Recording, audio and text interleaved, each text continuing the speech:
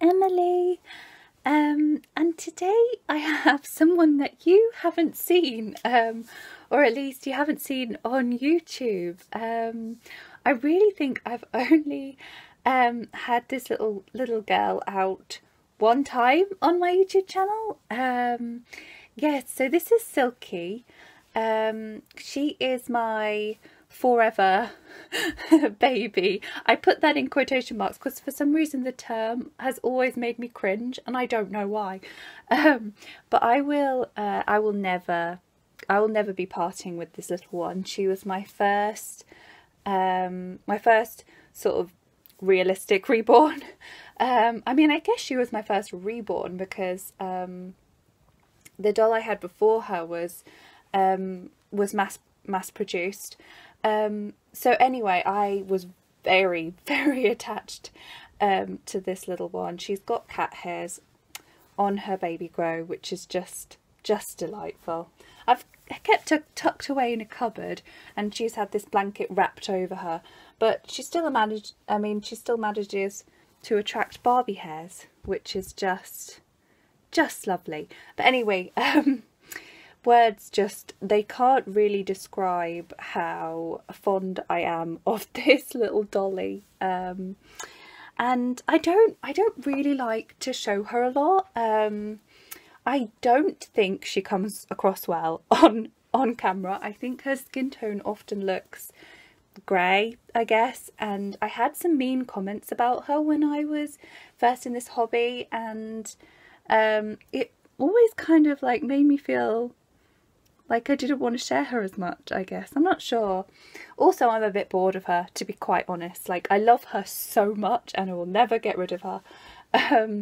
But you know when you've just had one doll for like a really long period of time, all you've done is change that one doll. You do get saturated no matter how much you love them. And that's kind of what's happened, but I will never ever part with her. I think she is just so precious and she's so real to me. It's embarrassing. So yeah, sorry, that was a ridiculously long intro. Today I am going to be talking about, well, you've read the title, the dark side of reborn collecting. I think that's what I'm going to call it. If I don't call it that, I'll feel like an idiot. Yeah, these last few days I've been really stressed out about this hobby for so many reasons, all of which are complete first world problems. I know, like you're just gonna have to like look at this video through goggles of like, we know these are privileged problems, because they really are. But I think, I don't know, I'm always talking, oh, reborns are so amazing, you know, and the community is so brilliant, everybody's so lovely. But there are downsides, and yeah, I wanna talk about them. I'm also going to change her into a sleeper, which is pretty much exactly the same as this one, because she lives in these kind of sleepers. So yeah. So I have got myself a little list. It is fourfold. I wished it was threefold. No, it's fourfold. So the first point on my list was emotions leading to money problems and debt. So sorry, cloth not allowed. So basically I'll just sort of talk you through what's been going on with me these last few days. I bid on a high-end Jenny Lee silicone baby a few days ago, actually a week ago, because I was like really fast in there bidding. I was a bit of an idiot because you should wait, but I was just too excited. So I was back and forth with her, bid this, bid that. I went way past my budget, and I was really stressed. And then to like 15 minutes towards the end, when I was the highest, somebody gazumped me. Gazump, yeah, I feel like that's a word. and yeah, they got the doll, and I was like a ludicrous amount upset. Like, yeah, it's really honestly embarrassing how disappointed I was. You know, when you kind of like let yourself fantasize, and then it's like, I don't know, your image has just been shattered, and it's a doll. Like, I was trying to tell myself that, like, girl, you've been through things. I'm talking to myself now. I mean, I'm being an idiot, but I was telling myself, like, I've been through really horrible things and this isn't one of them. Like, what am I doing? But basically, yeah, I don't know. I had a crazy moment. Anyway, so then I'd kind of got over it, and I had long chats with my friends, and they were like, oh, you don't like open-eyed babies, so, you know, it's best that you didn't get this one. You know, I was like really consoling myself that I didn't get the one that I'd really wanted. And then Jenny comes back to me and says that the person still hasn't paid. And I'm just like, oh no, that shred of hope is reborn. And that's basically the situation I'm at right now. I don't know if the person who's bought the silicone will pay, and if she doesn't pay, I am second on the, like, mine is the second bid, so I will be able to get the doll. It's just that awful not knowing, and I found it really stressful. I mean, dealing with this amount of money is so stressful. I'm not good at making decisions anyway, so making decisions to do with this amount of money puts me in a right crazy spin. And I think one of the reasons why, you know, collectors like us are prepared to spend so much money on these dolls when we wouldn't be prepared to spend the same amount of money on, say, a piece of artwork, is because these dolls really like feed into our emotions. They look like real babies, and like, I'm sure everybody would pay, you know, they'd give up their house for their real baby. Like, they'd give up anything for a real baby. And so, like, it kind of, sorry, I don't know what I'm trying to say. It kind of taps into something really primeval inside of us sometimes, I feel, in that they feel too real. It's playing on your emotions, and suddenly money almost becomes no object. Like, obviously you can only pay, you know, however much you have, so that's probably a silly thing to say, but I feel like I have spent so much more money on dolls than I ever thought that I would. And I do get so much enjoyment out of them. I find them so therapeutic. Like, I don't regret it, but at the same time, I think the reason why I've allowed myself is because of the sort of emotional impact. And I've had friends who have actually sort of got into a little bit of money bother. Not, I mean, I don't want to say debt, but like debt. And obviously I won't go too deep into that because it's a very sensitive subject. But, you know, it's just something to be really aware of, because these dolls are just dolls. They're not real. And I feel like around every corner I have to keep reminding myself that that's the case, I guess. So yeah, that was my first point. And I really hate headbands, but I found this the other day when I was clearing away, and I thought, well, why not? Yeah, she looks like a complete idiot. You look so silly, girl. Oh my god. Yeah, that's not popping on you, sweetie. I'm gonna leave it there. I'll just leave it. So the second thing, the second dark side, would be scams.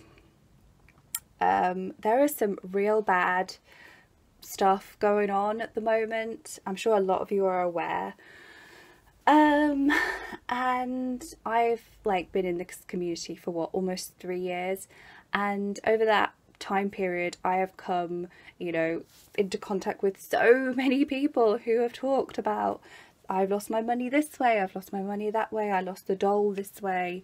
And it is really worrying, and I find it really like anxiety inducing to sell a doll. I remember when I was selling River, I was so relieved. I had a few more offers actually than the lady Carol who ended up buying him, but I just really trusted her, and I feel like you need to sell to, you know, people that you really trust, because too much is at stake here. And it's really scary because it's so much money, and it's an unknown, I guess. So I will have dolls up for sale in probably the near future. And it's stressing me out even already, thinking, oh no, I will have to deal with selling them. Like, oh, I'm such a baby. So anyway, the third thing really, I suppose, is a continuation of the first thing. And I guess, and I've called this subheading the hobby taking over / distortion of reality. And I think that's a tough one, because I'm not saying, like, I really don't think like any of us actually think these dolls are real. Like, I know that like the media just loves to portray that, oh, look at these crazy women who all think, you know, these dolls are completely real and treat them like real babies. And like, how many times have I seen that bloody heading? Sorry, I could swear, but I'm not going to. Yeah, I've seen that so many times, but at the same time, I see like, you know, a drop of truth there, because they play on your emotions, as I've said, and we can get a little obsessed, or I feel like this hobby sometimes does attract like an obsessive personality. Like, that's definitely the case for me. I feel like that's a case for a few of the people that I've gotten to know in this hobby, and we have actually talked about it. And I suppose it's just very important to know yourself, and yeah, being an obsessive personality isn't always a bad thing. It's just something you need to sort of keep an eye on. So that's my third point. So then, last but not least, my fourth dark side is the media, and judgment and criticism from others, from other meanies. So this is a huge one, I think, and I think a lot of people find it hard. I know people who have never like told family members about this hobby, and they've been really, really disillusioned when people have you know, like reacted to their dolls. And yeah, some people have bad experiences when they tell people about collecting these dolls, and I definitely think the media hates us. Like, maybe that's too much of a strong, like, but I cannot think, like, I just can't think of a interview / documentary / article that I have approved of, like, has not had the Emily seal of approval. No. I feel like so many of them, obviously it's clickbait, they want to sell headlines, and they want money, honey. But yeah, I just feel like they love to make us out like we're nuts, and it's upsetting because we're not nuts. We're very normal, actually. But it can like be quite upsetting, and I guess that is the dark side, because the media in general portraying us as weirdos, I mean, who cares, right? We're happy. But if, you know, you have friends and family who are not supportive, and people in your life who are judging you, then that can be really hard. I have never had that, but I've had that with other things, so I kind of I feel like I know like a tiny bit what they mean, like that's really hard. Luckily, like my family could not care less that I collect these dolls. I remember my grandfather was the person I was most worried about telling, and he was like, "Oh, that's so nice. I don't find that weird at all." So yeah, anyway, that is my point 4. Be wary, guys. I've gotten like several people asking for interviews and stuff before, even when I had like 500 like subscribers on my Instagram, like in the dark ages. People would still message me up, and you just have to be really careful because, sorry, I sound so paranoid and untrusting, but you do, like, just be careful, my dudes, be really careful. Okie dokie. Sorry, I've just brought the camera up so that you can see what she looks like.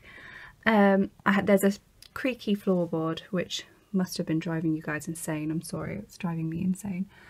But you can probably see what I mean about her grey complexion, but oh, I just love her so much. I love you, girl. Look at that scratch. Please focus. Isn't it gorgeous? And those little milk bumps. Show your milk bumps, girl. Oh, please focus, camera. You can do it. There you go. I mean, it's super cute. Okay. Well, I hope you enjoyed this video. I really don't know what channel I'm going to upload this on because my new channel's comments have been disabled. Yeah, super fun. But I will probably be able to get them back. But then I don't know if YouTube will just take them away again. Anyway, we'll see. We'll see what happens. Thank you so much for watching. And me and another baby. We'll see you in the next one. Thanks, guys. Bye.